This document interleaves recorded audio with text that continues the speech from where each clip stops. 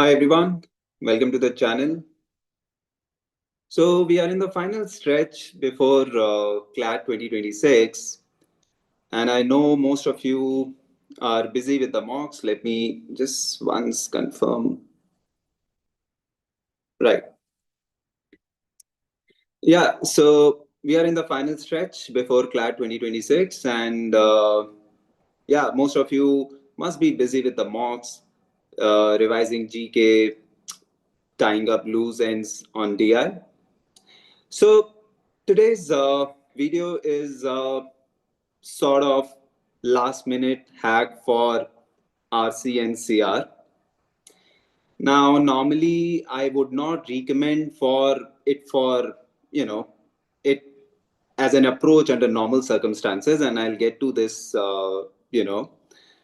But if you are in the exam hall running out of time and aiming to get some quick marks, this approach can work. We are talking about how to solve two math passages in less than 5 minutes. And again, the assumption is you are actually in that scenario where you are pressed for time, and there are these two passages left, or you just have 5 minutes or less to solve these two passages, right? Uh, so let's get started. Before we move forward, I'll give you a quick disclaimer here. 1 second. Yeah. So that's my disclaimer.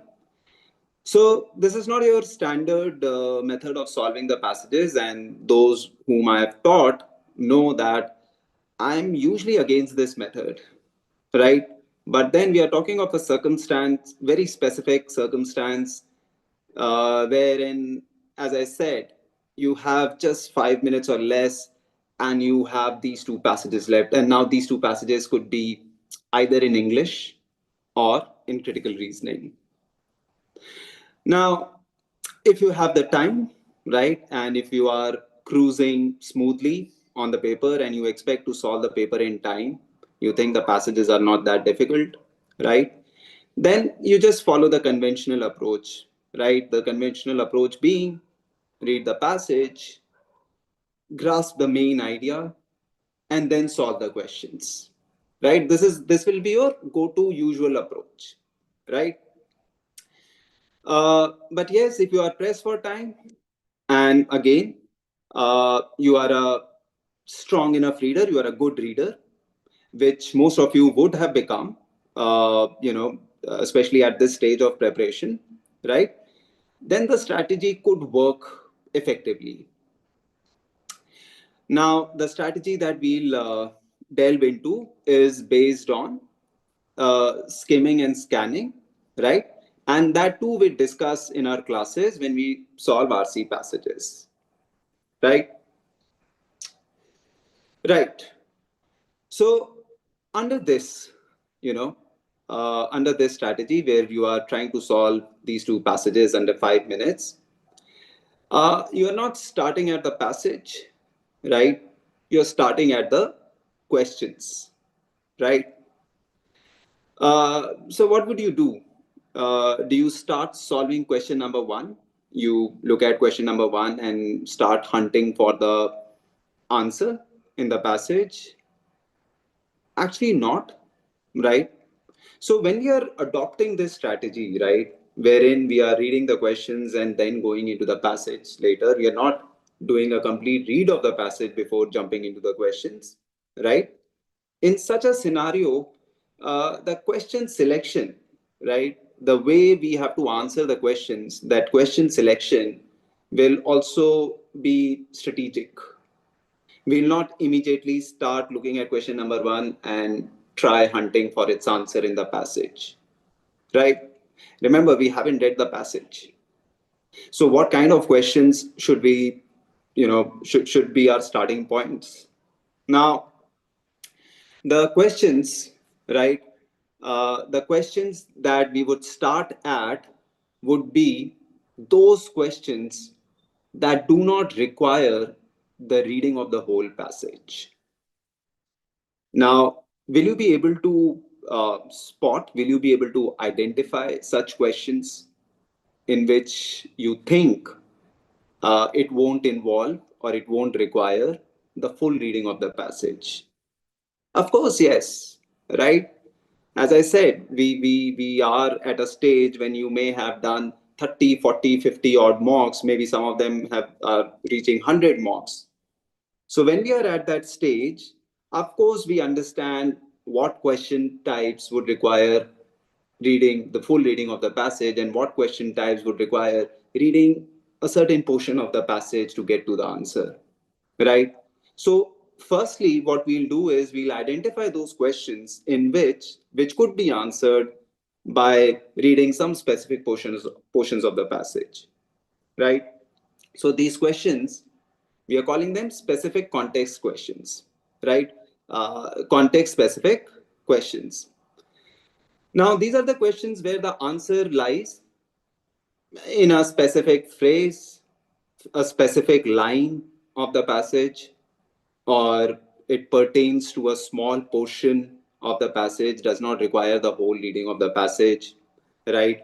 And these would normally, and again, when we are doing this session, I'm talking in terms of both English and critical reasoning, right? So, for example, in English, these could be meaning in context questions, right? There is a word or a phrase in the question stem, and you are asked a question on its meaning in the context of that passage. So many a times, when there is a meaning question and you are figuring the answer, you are able to eliminate the three options, especially when you are very sure of what that word means, right? You'll be able to eliminate the three options and you can easily answer that question. And again, it does not require not even reading some specific portion of the passage. Sometimes what it would entail is you are not very sure of what this word means, but you are scanning the passage. And for example, this word is in the second paragraph of the passage. You read this word, you read that line or a couple of lines, and you understand what this word means in the context of the passage, and you are answering this question, right? So these are the kind of questions I'll first sort of deal with when I'm starting at the questions, meaning in context. Type 2 is the specific detail. Again, we understand what a specific detail question is, right? It asks for facts or some point made in some specific portion of the passage, right? Again, it would entail reading, I'm just scanning the passage, right? And I'm figuring as to where would I find the answer to this one, right?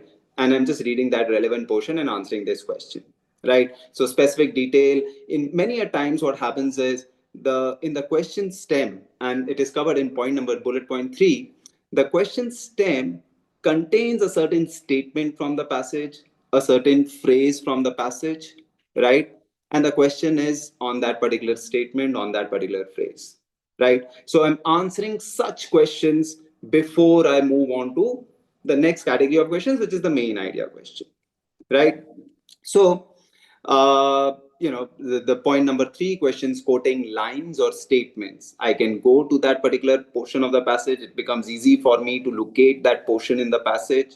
I just read that particular portion, right? Some lines up, some lines down, and I try to answer that question, right? Remember, we have not read the passage and we are just answering these specific context questions, meaning a line is cited in the question stem or something which is a specific detail, the answer to which is in some portion of the passage. And remember, right, we are doing all of this at this stage of preparation. When I said many of you, right, have done some 40, 50 odd mocks, right? So you can consider yourselves as good readers or experienced RC solvers, right? So for experienced RC solvers and for good readers, this may not be, as cumbersome, right? But yes, we are making a selection of which questions to attempt first and what questions to answer for later. right? So these are the three types: meaning in context, specific details, question quoting a particular line or a statement from the passage. You answering these questions first, and don't worry, we'll solve a passage together, right? We'll apply all of this in a particular passage, right? Now, uh, right. So there are some common examples of even questions in which certain lines are cited. For example, there is a figure of speech question, right? There is a particular line taken from the passage, and they're asking you, what is the figure of speech used, right? Simile, metaphor, alliteration, all of that. You will be able to answer that question by just looking at that line, right? So this could be another sort of figure of speech, could be another question that can be answered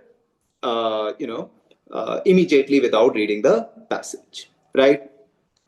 Now, uh, then comes, so after we are done, so what I'm doing is I have not read the passage. I'm answering for these specific context questions, meaning, figure of speech, specific detail. A line is cited in the questions, and we are answering those questions. And then we are also, so it's not the case that I'm not solving for main idea questions now. It's not the case that I'm leaving them. I'll still solve that main idea, those main idea questions on the passage. I've solved the specific detail questions, specific context questions.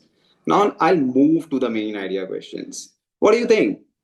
After solving some of the specific detail questions, will I be in a better position to answer for these main idea questions? Yes, absolutely right. Again, the assumption is that we have done enough passages, we are sort of good readers, and we have sort of we are experienced RC solvers, right? So just a second. Right. Right. So, in answering for those specific context questions, right? So for example, in a specific, while you're answering those specific context questions, one answer to one of the questions. So usually you get around 3 to 4, and sometimes even 5 questions that are specific context, right? Meaning, specific detail, local inference.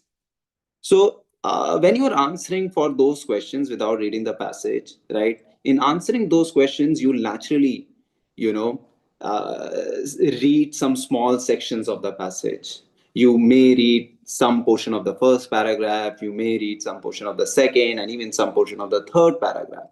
So even though you have done, even though you haven't read the entire passage, the full passage, you, in answering those questions, you have done some sort of scattered reading across the passage, right? You have read some portions of first paragraph, you have read some portions of the second, and even some portions of the third, because you were answering for those specific context questions. Now again, some of the strong readers, some of the good readers, what they could probably sort of end up with is the direction in which the passage is headed, right? They would get as to, even a rough idea, rough sense of the main idea, right? So you understand what the author is getting at. Maybe you're not very sure of the main idea, but yes, you get some hang of it because you have read some portions of the passage.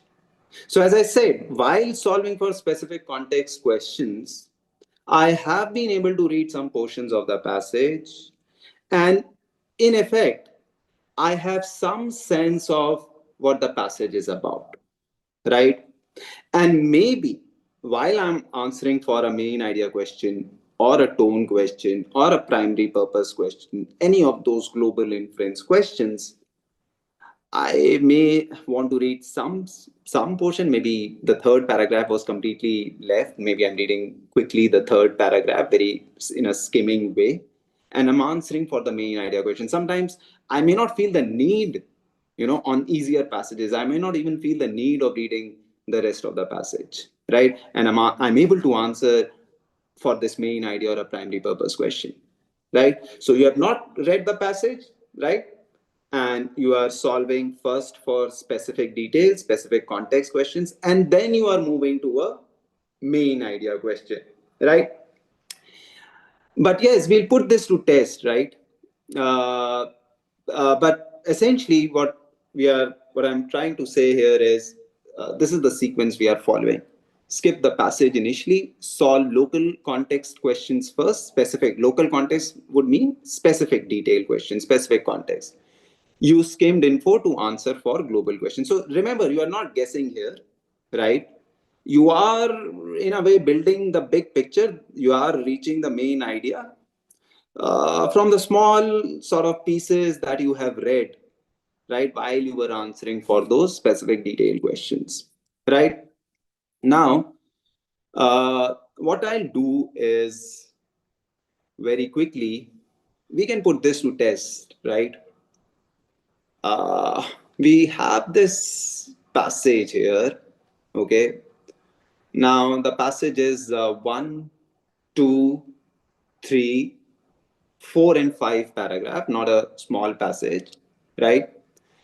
And following the passage, we have some questions here. 1, 2, 3, 4, and 5. Okay. I would have liked these questions to be on a list. But anyway, uh, I'll uh, I'll leave this once again. Uh, I'll also try to get the feed from the live session. Just give me a moment. But while I do that, what I'll tell you is, so just read the question stem here. Okay, just read the. Remember, you haven't read the passage, so read the question stem. Right, in the second paragraph, the phrase "what hammering a nail is to halting a falling skyscraper" means. Does that become a specific detail, context specific question? Yes, we can go to that line and we can answer this question, right? And then look at this question.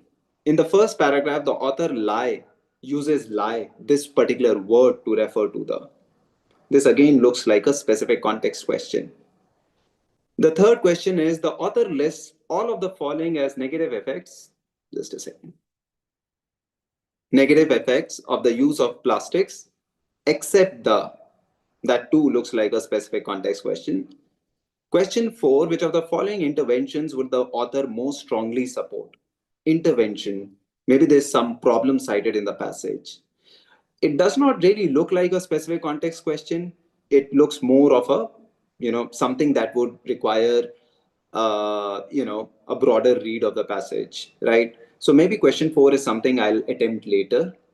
Question 5, it can be inferred that the author considers Keep America Beautiful organization, and again this becomes a specific detail, right? So apart from question number 4, I don't think there is any other question which would require full read of the passage. But what we can do is we can start with question number 2. Why is that? We are starting with question number 2 because question number 2 is talking about, is mentioning first paragraph. So it helps me locate where I have to find my answer. And also it is the first paragraph, right? So I might just start at the first paragraph, right? And I have to figure why the author uses this word. Okay. So what I'll do is, very quickly, we can go to that first paragraph. Okay, just a second.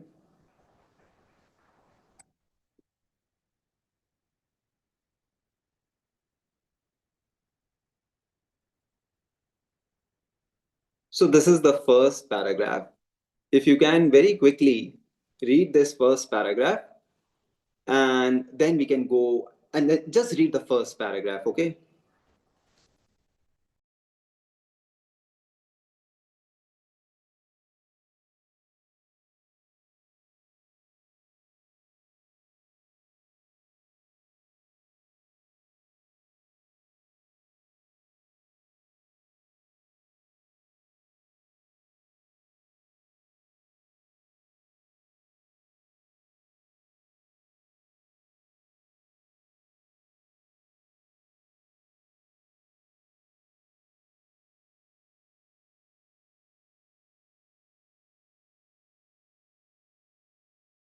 Okay, so what we can do is we can now go to that question. One second. Go to that question, and can we answer for this question now? Question number two. What do you think will be the answer?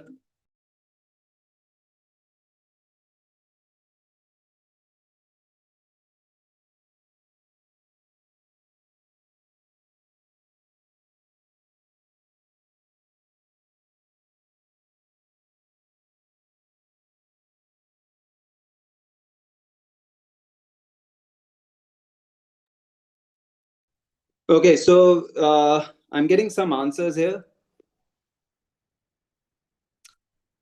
Okay, so I'm getting some answers here. Right. Uh, so somebody's saying A in this one. Let's check. Blame assigned to consumers for indiscriminate use of plastics. Right. Okay. Let's very quickly check that from the paragraphs. We'll very quickly reread that first paragraph. Just a second.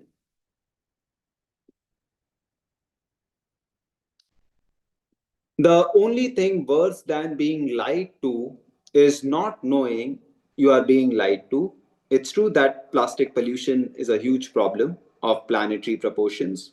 And it's true we could all do more to reduce our plastic footprint. The lie is that blame for plastic problem is wasteful consumers and that changing our individual habits will fix it. That's the lie. And when I'm looking at this question now, what does lie refer to? Option A says blame assigned to consumers, wasteful consumers for indiscriminate use of plastics. So I've been able to answer this question. The correct answer is yes, A, option A. And I've been able to do that without reading the whole of passage, right? Okay, let's see. Let's see how we fare in the remaining questions here. Okay, so this was question number two, answered A. Now let's look at question number one, and I will just clear the screen here. Okay, question number one, and it takes us to the second paragraph. In the second paragraph, the phrase "what hammering a nail is to halting a falling skyscraper" means. I'll go to that second paragraph and just read that portion. If you can quickly read that portion, and then we'll answer for this one.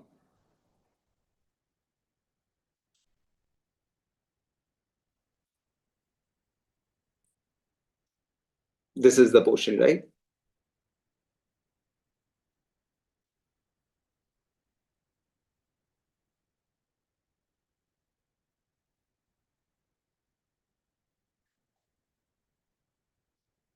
Okay. So recycling plastic is to saving the earth.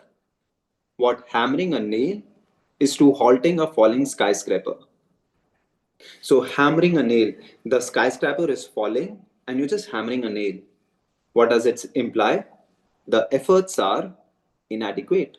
And it actually says that you struggle to find a place to do it and feel pleased when you succeed. But your effort is wholly inadequate,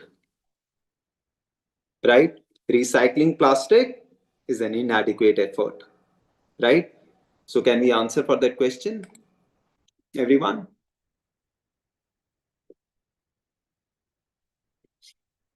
Once again, this is the question we are referring to. So, what do you think? Uh, Option.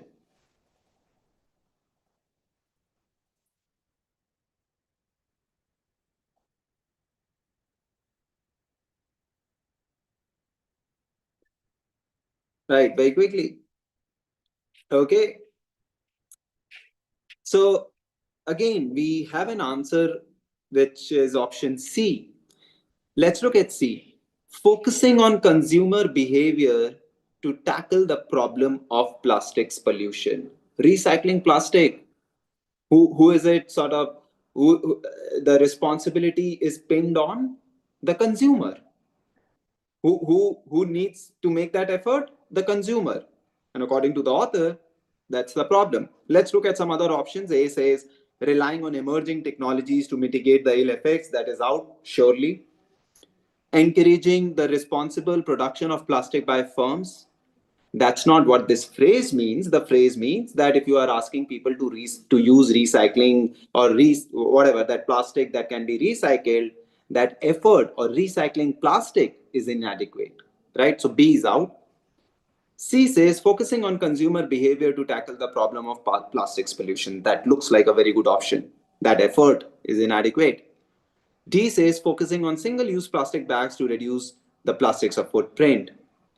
Not D, focusing on consumer behavior, right? That's the folly. Option C is correct here. And again, you know, we are able to answer this question without reading. So remember, we have done two questions, and in solving for those two questions, we have read two paragraphs of the passage. Has it become easier for me to get to the main idea? Yes, of course. The main idea is something to do with, that it's not up to it should not be up to the consumers. It should not be recycling of plastics that should be the solution to the plastic problem. Something else, something bigger, something more substantial is needed, right? The passage is headed in that direction, right? Okay, now let's solve for another, right? uh, let's solve for this one. The author lists, once again, the author lists uh, all of the following as negative effects of the use of plastics except the. So when I'm making you read this passage, right, it's broken down into paragraphs on different slides because we don't have that kind of space on the screen. But then you will be able to figure out as to in which particular paragraph would you find the answer to this one, right? Negative effects of the use of plastics, right? So in this passage, it did not sort of spill over into various paragraphs. That was the good thing. It becomes a good thing when you just have to read a specific portion, right? It was restricted in the third paragraph of the passage, right? Right. So in the first two paragraphs, we have read the passage. Such a mention was not there. The ill effects or the negative consequences of use of plastic, that was not given. And you read the third paragraph and you realize that, yes, in this paragraph, it's given. Also, I'll give you a sort of sense of the fourth paragraph, because when you're reading it on a piece of paper, you are making sure that you are scanning the whole of document. So if a quick scan of the fourth paragraph and a quick scan of the fifth paragraph, right? I'll just give you a moment to do that.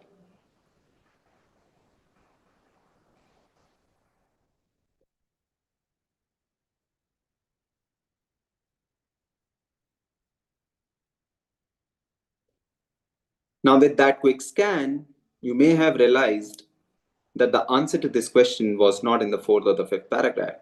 We just have to read that paragraph 3. So again, if you can quickly read that paragraph 3, right, and then we solve that question.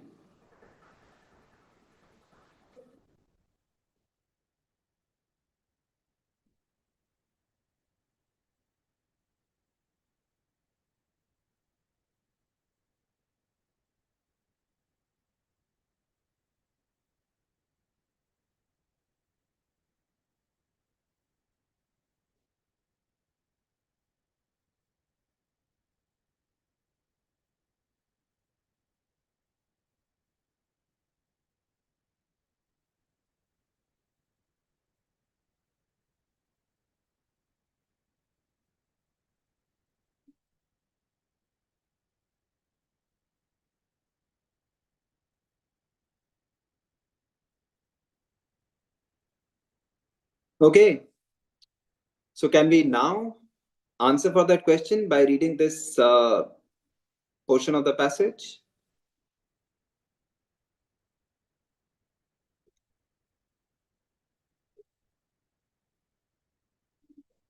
Right?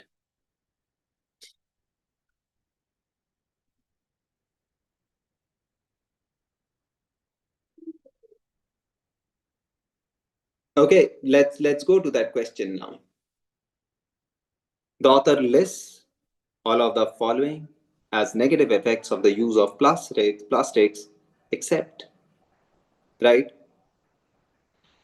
A says slow pace of degradation or non-degradation of plastics in the environment, that was mentioned, right? And we can go to that portion, right? When we are doing this, you know, if we have the document, right? If we have the hard copy of the paper, we can very quickly go back and forth, right? So yes, that was mentioned. Okay. Air pollution caused during the process of recycling plastic. Air pollution, that's not mentioned.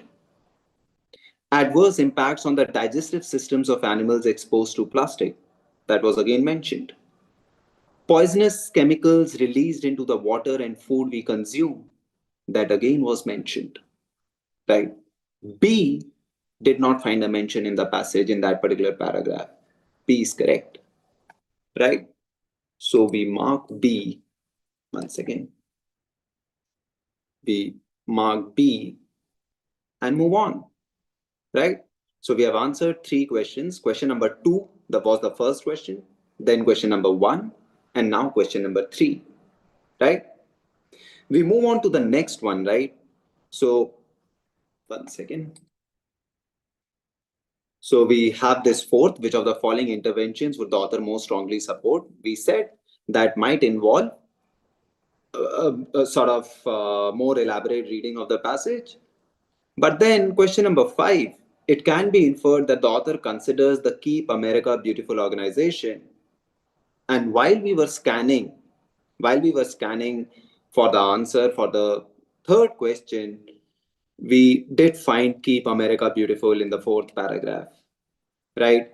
So very quickly, what we'll do is we'll go to that fourth paragraph, right, which starts from here and ends here, right?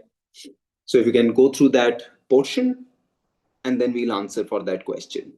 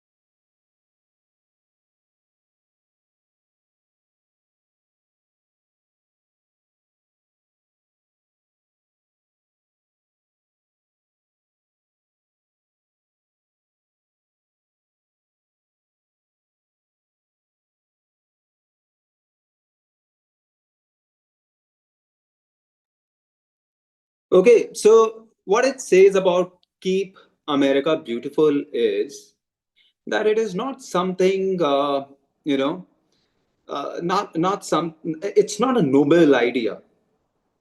Just read this portion, right? One second.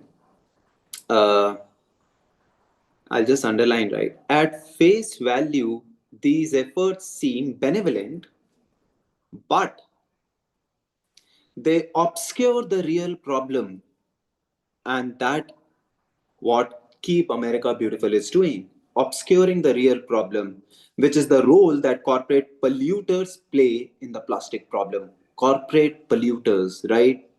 This clever misdirection, just look at the words that the author uses, has led journalist and author Heather Rogers to describe Keep America Beautiful as a first corporate greenwashing front. So it is greenwashing, more like an eyewash. It is misleading. It is it is the clever misdirection, obscures the real problem, right?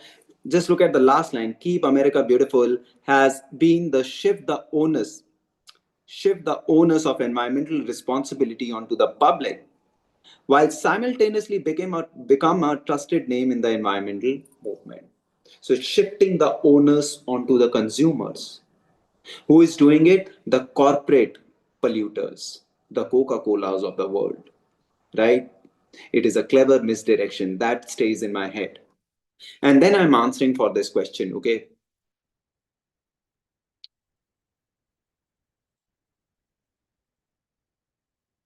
So, which option will you pick?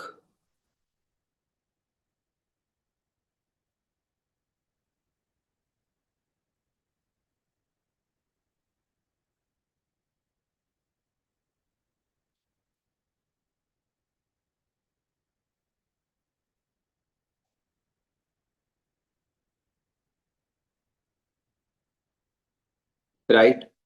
So, A says, an innovative example of a collaborative corporate social responsibility. Innovative example?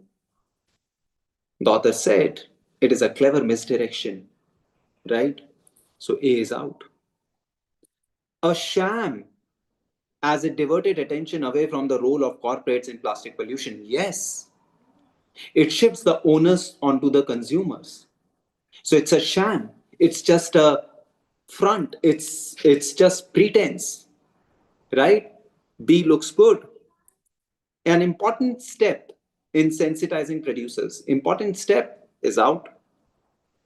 A greenwash, yes. Why? Because it was a benevolent attempt.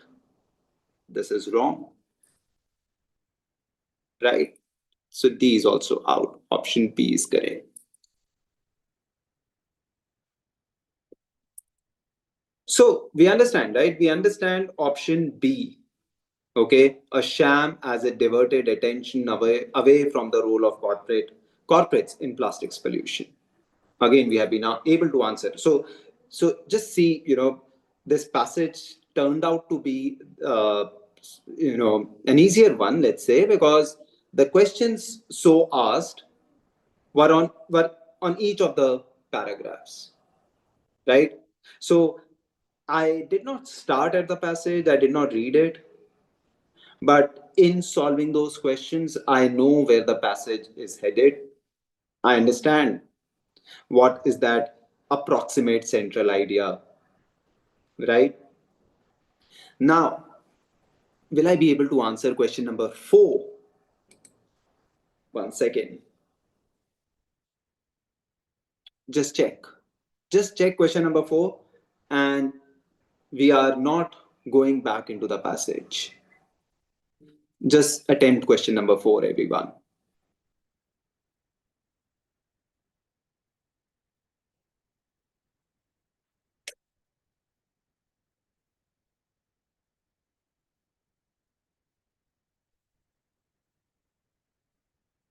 Okay, right. So the author has a major problem, right, with with this approach, the recycling of plastic, right, to resolving the problem of plastic pollution. Recycling won't serve the purpose. Why will recycling not serve the purpose? Because it is an inadequate effort.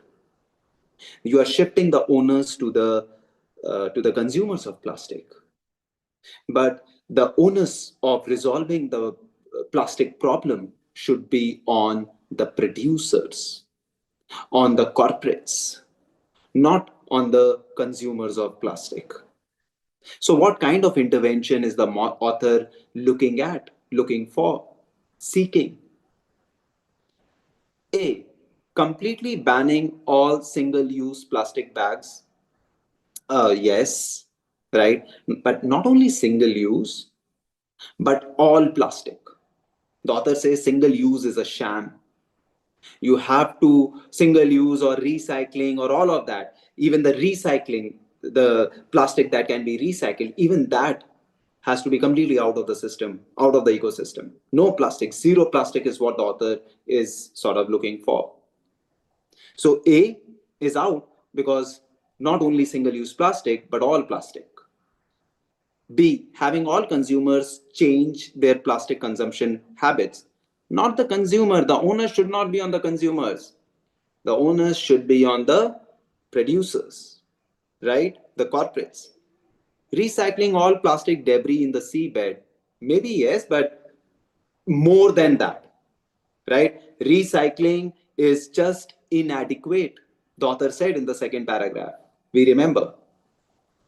D, passing regulations targeted at producers that generate plastic products. Yes, this is the kind of intervention the author is looking for. Is sort of, this is what he believes in. This addresses the central concern. This addresses the main problem, right? So in a way, this is a main idea question. It will, I will be able to answer this if I get the main idea of the passage. But I did not really read the passage in full. I read some portions to answer for those specific context questions, but in reading those portions, which happened to be 4 paragraphs, I understood the main idea and I'm able to answer for this question. So, fourth is indeed T Delhi. Now, maybe we have taken time because I'm also sort of commenting on the entire thing, and we are doing a little back and forth on the PPT.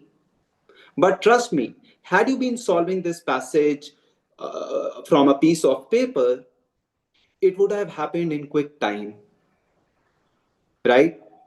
But the conditions were, I'm a I'm an experienced RC solver and I'm good with reading.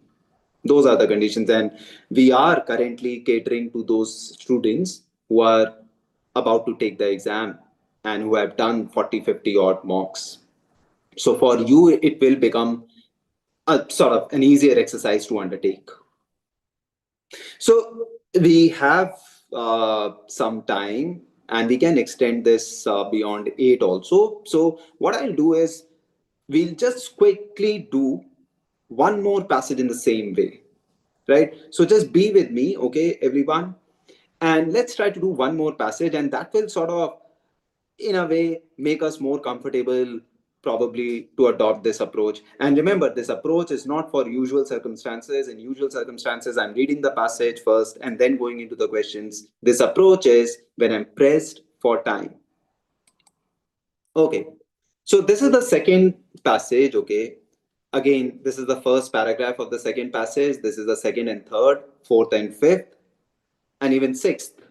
But, as of now, that does not concern me. I'm just looking at the list of questions, right? And I'll show you each of the question in sequence, right? So this is question number 1. In the author's opinion, and you can keep probably noting down as to which question you find to be a specific context question, okay? So in the author's opinion, the shift in thinking in the 1970s looks like a specific context question. Okay, let's see question number 2. The author's view would be undermined by which of the following research findings? Undermined, author's view. Question number 2 looks like a central idea question, right? And this is something I will approach later. This question I'll do later, okay? Just imagine yourself to be in that scenario where you have to do some questions very quickly on a passage, right? So question number 2, you leave as of now. Question number 3, according to the author Dubai, specific detailed question. Question number 3, in fact, looks like a very good number 1 question. This can be the question that I do immediately, because this looks like a very specific detailed question, right? So question number 3 is top of my head. According to the author, wearable technologies and social media are contributing most to, again, a specific detailed question. Question number 5, from the passage, we can infer that the author would like economists too. So maybe some economists are mentioned, right? Yeah. So yes. So this could be again. This again looks like a direct question on the passage. So what I'll do is we'll start at question number 3, because it will become easier for me to locate a word like Dubai in the passage, right? A quick scanning will take me there. Okay. So again, we do not have this passage on a piece of paper, and you will have these paragraphs distributed on these various slides. So for you, the scanning will become easier. Economist, by the way, we see the word economist in this particular paragraph, but we will attempt that question later. So just keep in mind, economist has been mentioned in paragraph 1, right? So when we are doing that question, we'll come to paragraph 1. But before that, Dubai is in this particular paragraph. So can you read this paragraph and we sort of go and solve that particular question, which was question number 3? Just go through this.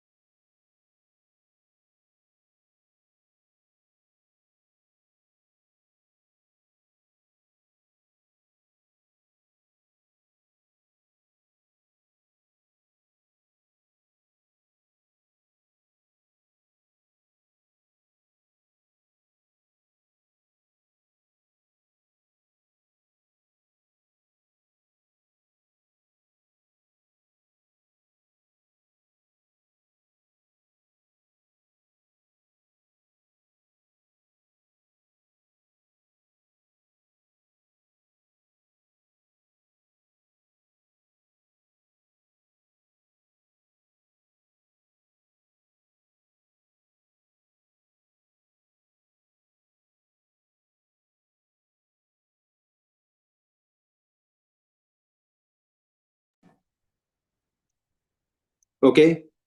So can we go to that particular question now? 1 second.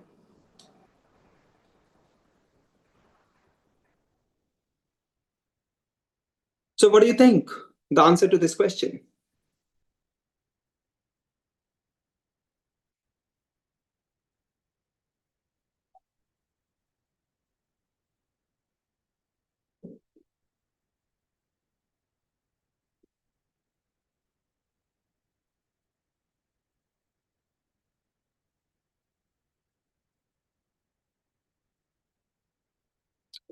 Right. So according to the author, Dubai develops sophisticated technologies to monitor its inhabitants' states of mind. Yes, of course. Incentivizes companies that prioritize worker welfare. We don't know that. Collaborates with Facebook to selectively influence its inhabitants' moods. Selectively. Incorrect. Is on its way to becoming one of the world's happiest cities. Again, that's the target, but to say that it is on its way to becoming one of the world's happiest cities would be an exaggeration. Option A is correct. And it would have been, very simple for you, easy for you to answer this question by reading that portion of the passage, right? Not a difficult question. Okay. Now,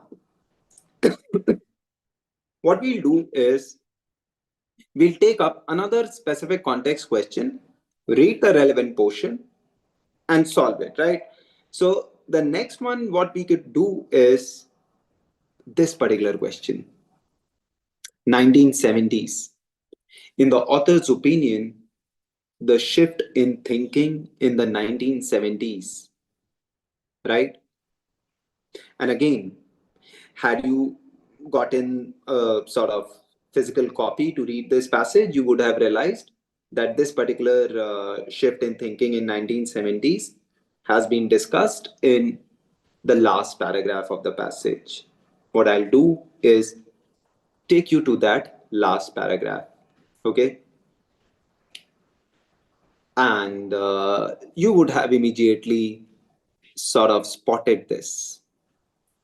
So, can you read this portion and answer that question?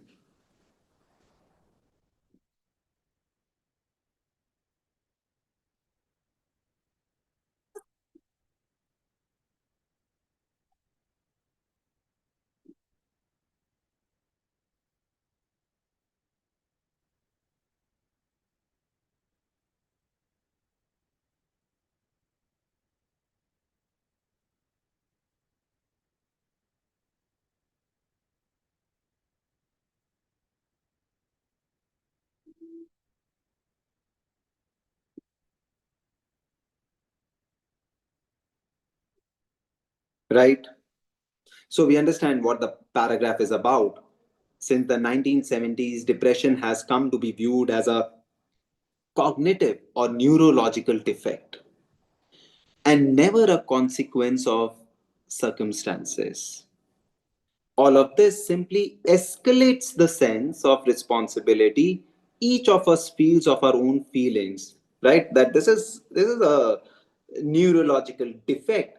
Just see how that word is used. Something of a defect, either it is a cognitive defect or a neurological defect.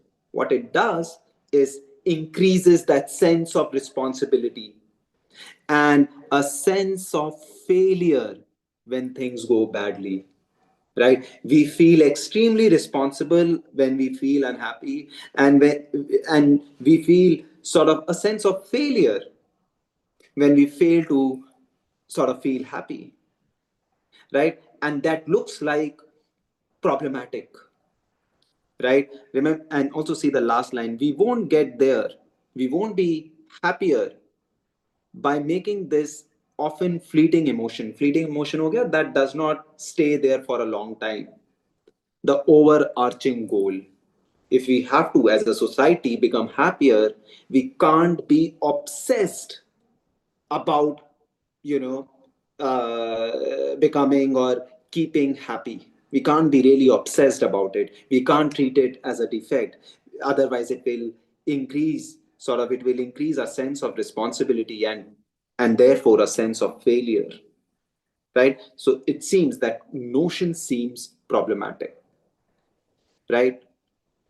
uh, and you may have gotten this without this detailed explanation from my side, okay? Now, can I answer this question just based on that paragraph?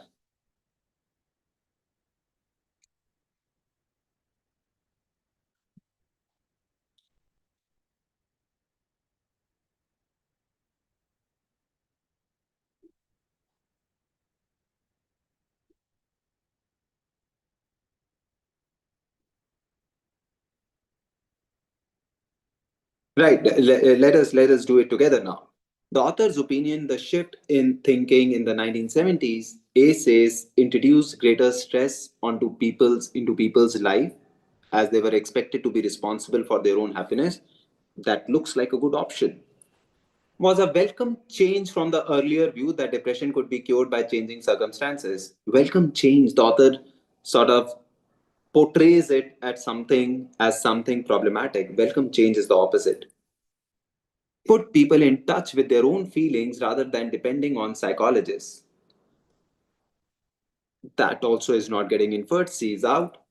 Reflected the emergence of neuroscience as the authority on human emotions.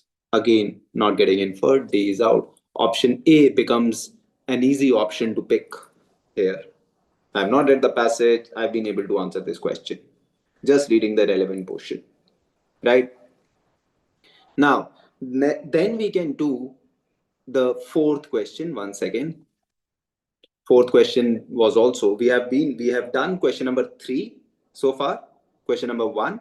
And I will be sharing the PDF also in this video, right? So that, you can sort of reapply this approach and sort of, maybe refer to it as what was being talked about in the session. Okay. Now, question number three we have done, question number one we have done, and now we can do question number four. Okay. And what I'll do is I'll clear the screen. According to the author, wearable technologies and social media are contributing most to, right? That's the question. And again, scanning through the passage would help you reach the relevant portion. One second. So the relevant portion, I'll take you there since you don't have a document in front of you. One second. Oops. One second.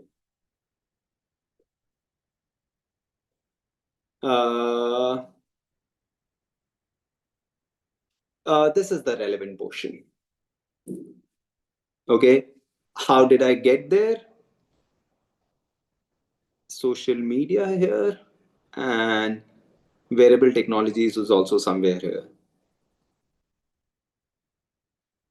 Wearable technology. Right? So very quickly, if you can go through this portion and then we answer.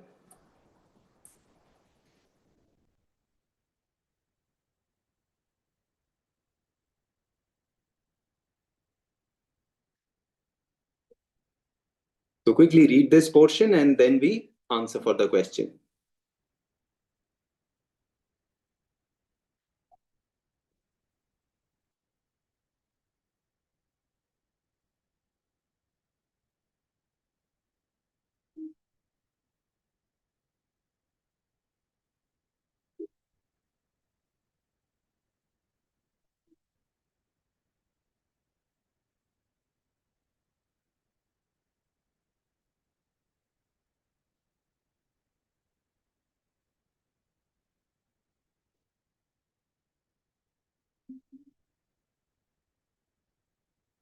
Okay.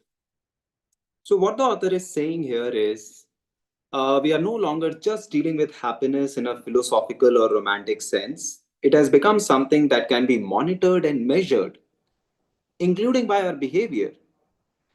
There is nothing automatically sinister about this trend. I'm not saying that is this is very, very bad, but it is disquieting, right?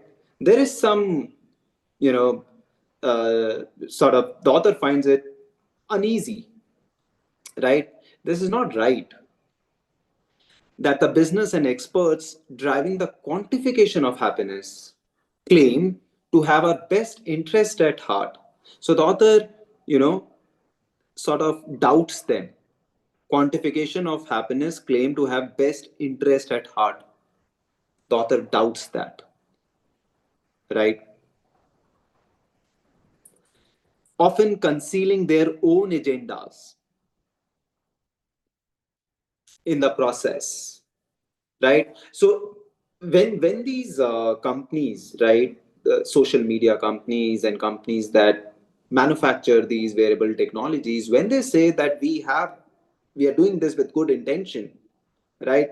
uh, we are doing this, we have your best interest in our mind when we are doing this, the author doubts it. The author in fact finds it a little problematic that you are measuring and monitoring me, on a continual basis, right? There is something, there's some problem to this approach according to the author. The author is not completely fine by this, right? So some negative. This is what I understand by reading these two paragraphs. And let's now try to answer this question, which is question number 4. Can you answer this question now? Doubt, negative, disquieting.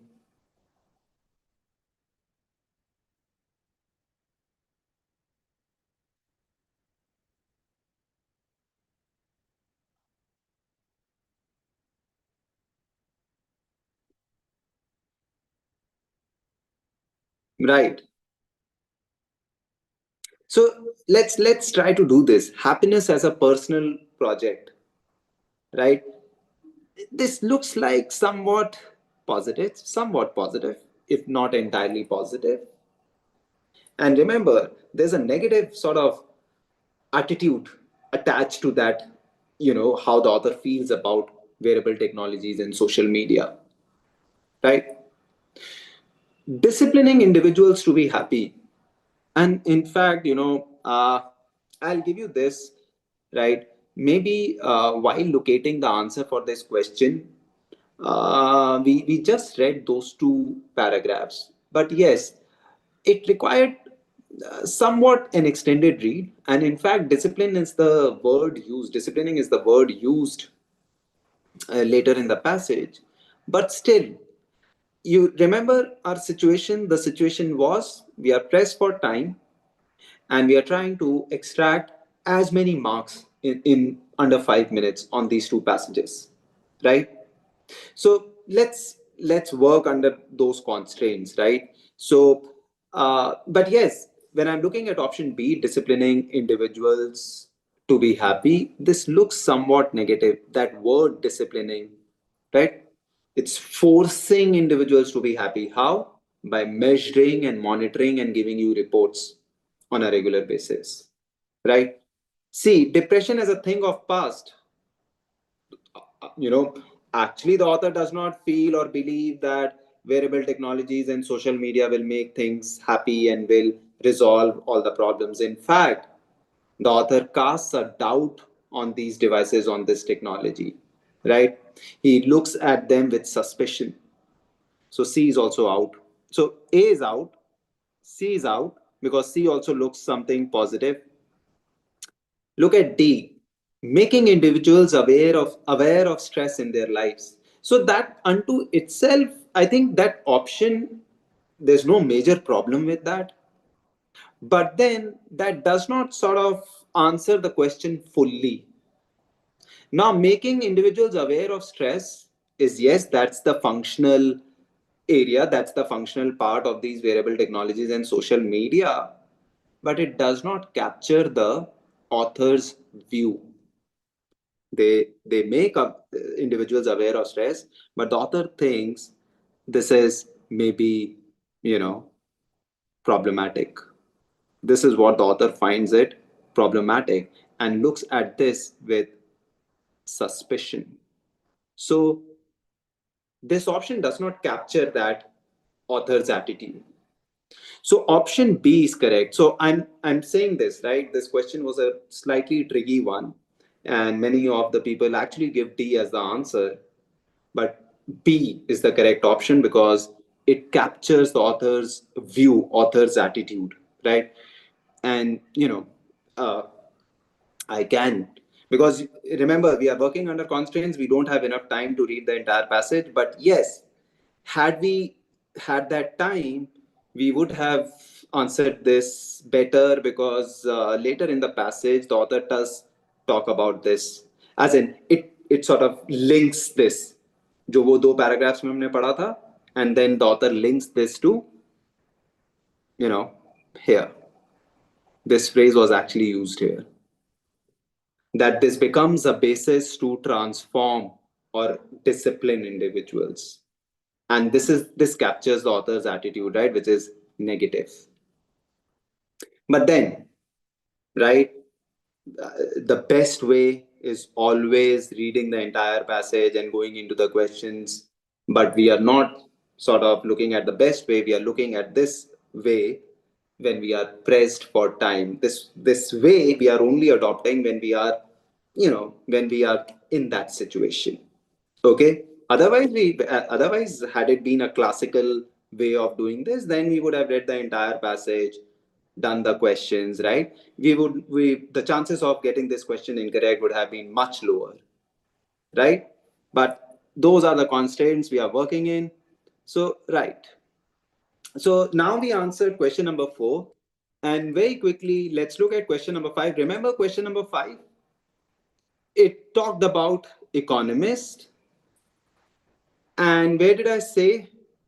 Where did we see that word economist in the passage while looking for answers for some other questions? It was right there in the first paragraph.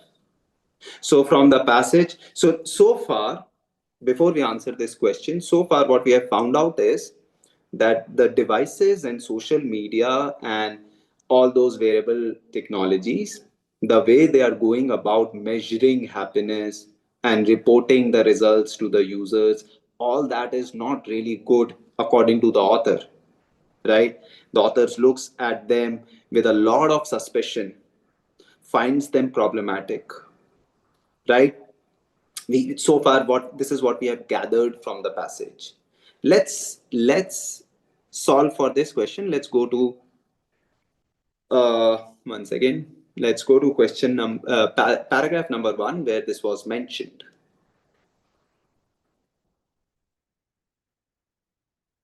Okay, we are gonna read this paragraph and then we are solving for that question.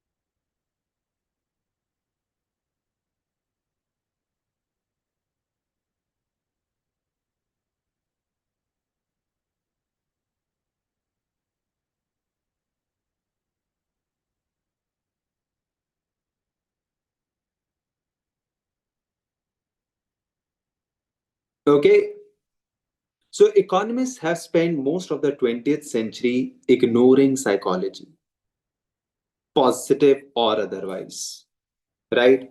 But today there is a great deal of emphasis on how happiness can shape global economies or on a smaller scale, successful business practice. So they have ignored this. So the author may want the economist to integrate this. Okay. This is driven in part by a trend in measuring positive emotions, mostly so that they can be optimized. And I think the author has a problem with this measuring and optimizing. That part is a problem.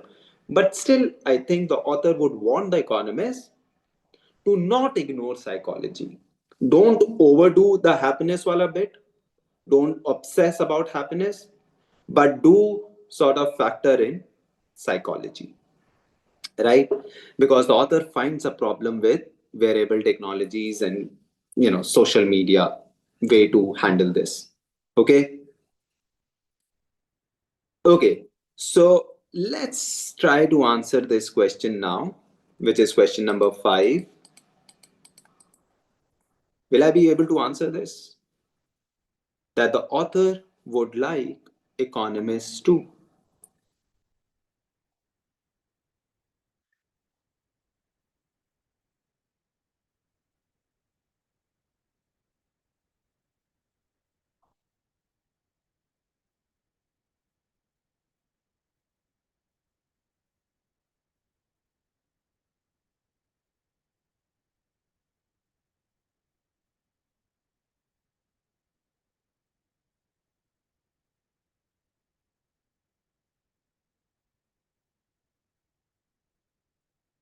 Okay, correlate measurements of happiness with economic indicators.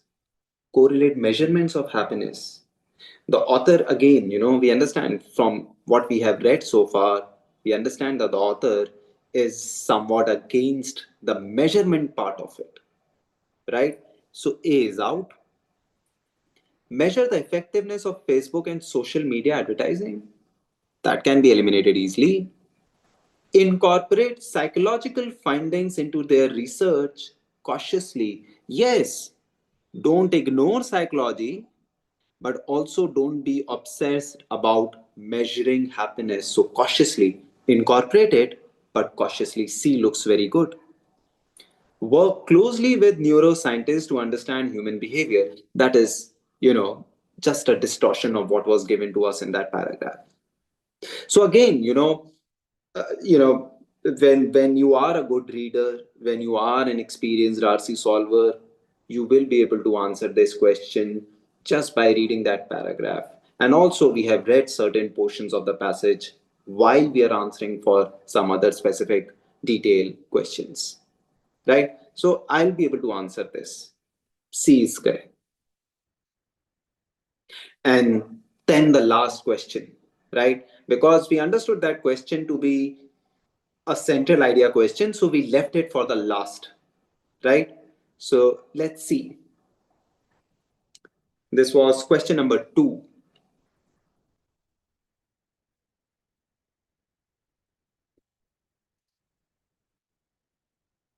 The author's view would be undermined by which of the following research findings? Undermined by which of the following research findings? View was somewhat, don't, once again.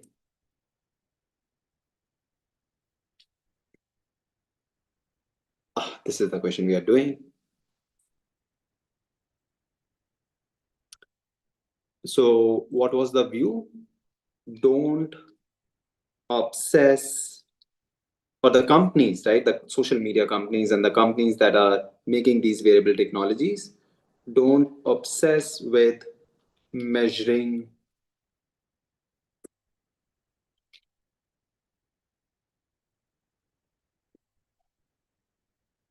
and monitoring happiness, right?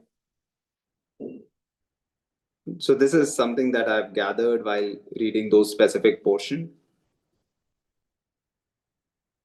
It could be counterproductive,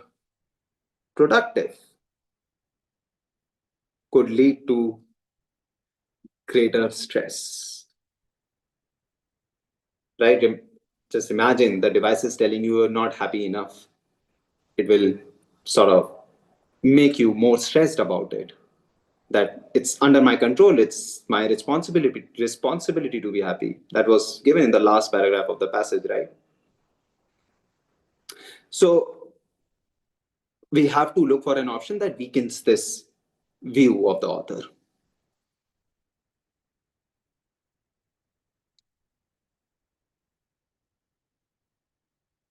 Let's see. A says there is a definitive move towards the adoption of wearable technology that taps into emotions. If anything, that reinforces the author's view that this is happening at a large scale. So A is out. A proliferation of gyms that are collecting data on consumer well-being. Author has a problem with this, and if this is happening, this reinforces the author's view. Okay. Individuals worldwide are utilizing technologies to monitor and increase their well-being. Again, this is the author's assertion that they are using technology. The author's view is don't use them so extensively, or rather to the companies, right? Don't measure and monitor happiness and don't report it back to the user. It will it will lead to greater stress, right? So C is again something that the author is sort of claiming. D says stakeholders globally are moving away from collecting data on the well-being of individuals. The author said they are becoming obsessed and they are extensively collecting data. This says they're moving away from collecting data. Clearly weakens the author's point. D is correct here. Right, everyone? Okay. So, in a nutshell, okay, in a nutshell, and I will very quickly summarize this. One second.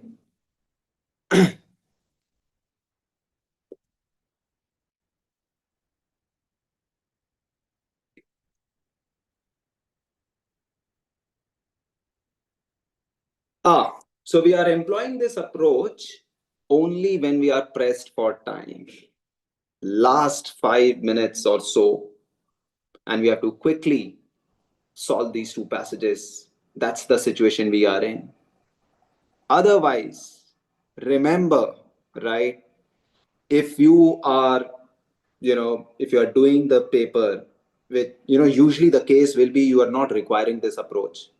So far, starting from when there was a change in pattern starting from CLAT 2020 to CLAT 2025.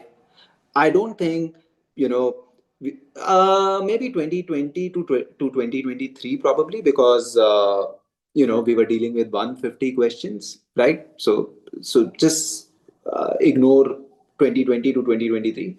But 24 onwards, right, when there were 120 questions, folks were not really pressed for time, right? People were able to read the passages and solve the questions well in time. So, according to me, the chances are high you will not be in this situation. So, when you are not in this situation, then you are doing it the classical way. You are reading the passage, grasping the central idea, going into the questions, right? That way, the accuracy is much higher. But things change. CLAT throws a surprise at you, right? And then you find yourself in a situation of solving the last two passages in under 5 minutes. Then you can employ this approach. Remember, the approach is not reading the passage, immediately, but going into the questions, identifying specific detailed questions first to answer, first solving the meaning question, or some question that could be answered just reading some portion of the passage, those specific detail. And then finally, when I've read some portions, I'm solving for the main idea, primary purpose question, or a tone question. Right, everyone? So I leave you with this. As I said, I will be uploading on this video itself. I'll be sort of making sure that a link is posted on the passages that we have done in this session and the questions on them along with the answers, right? So you can just sort of, if you are watching this video later, right, what you can do is while you are watching this video, you can start at start with that PDF. Okay. And then maybe if you have already watched this video, which is most probably the case because I'm saying this towards the end. But if you have already watched this video, then you can reapply this, or you can apply this on a different passage, right? Try to solve the passage, let's say in under 2 minutes or 2.5 minutes, right? Solving for the specific detail first and then moving on to the main idea questions. Okay, so all the best for the exam. Happy clatting. Take care.